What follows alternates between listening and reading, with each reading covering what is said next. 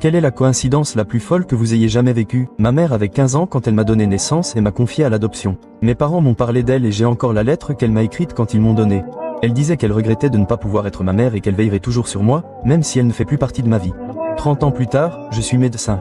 Je surveillais mes patients pour la journée quand j'ai immédiatement reconnu le nom de ma mère. Je n'ai vu qu'une seule photo d'elle, mais dès que je l'ai vue entrer, j'ai su que c'était elle. Entendre sa voix pour la première fois m'a fait pleurer et je n'ai pas pu me résoudre à le lui dire lors de notre premier examen. À sa prochaine visite, je lui ai demandé si elle avait des enfants. Elle m'a dit qu'elle avait eu un bébé à l'adolescence, mais qu'elle était maintenant stérile et qu'elle ferait n'importe quoi pour avoir un autre enfant. Elle m'a raconté qu'elle voulait garder le bébé, mais que ses parents ne l'ont pas laissé faire et l'ont forcé à le confier à l'adoption. Puis elle m'a remarqué en pleurs. Elle m'a demandé ce qui n'allait pas, et j'ai eu du mal à dire que c'était moi.